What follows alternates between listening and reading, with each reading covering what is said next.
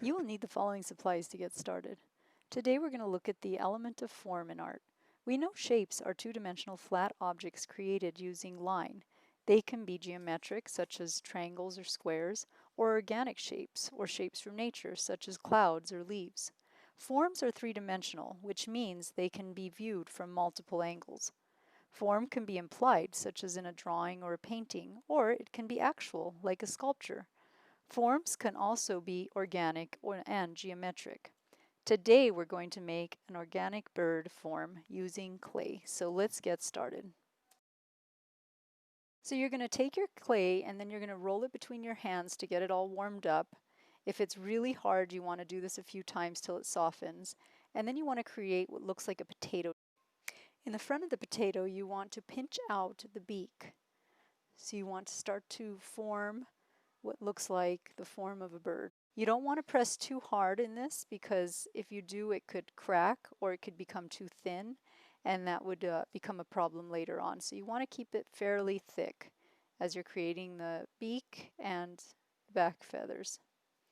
So you want to continue to do this until you have the form that you want. You're going to be smoothing it out with your fingers. If your clay starts to dry out, you can use a little bit of water, but keep the water to a minimum so that it doesn't get soggy on you. So using your fingers, you want to continue to smooth it out until you have it the way you want.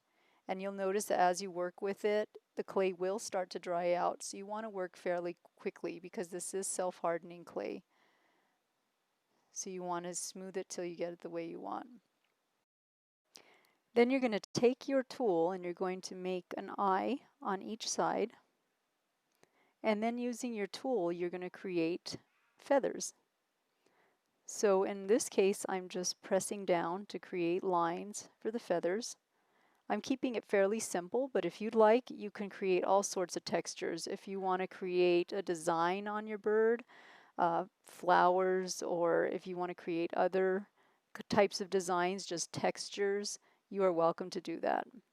In this case, I'm just keeping it simple with the line. You can also use the other side of your tool to make wider lines. If you turn it around, you can also add little feet, or if you wanted to, you can add more feathers to the bottom side. So there's a lot of options with how you can decorate your bird. Once you're done, you're going to take your wire and you're going to just push it into the back side of the bird for hanging. And then you're going to leave it somewhere safe and let it dry overnight. Once your bird is fully dried, you'll need the following supplies.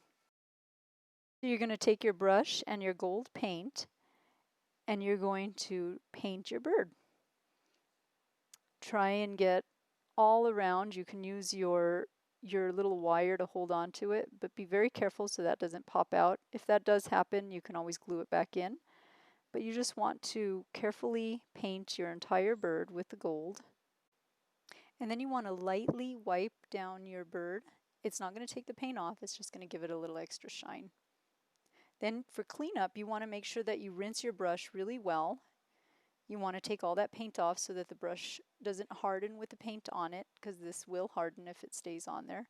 And then you want to wipe it down and then put it back with your watercolor set.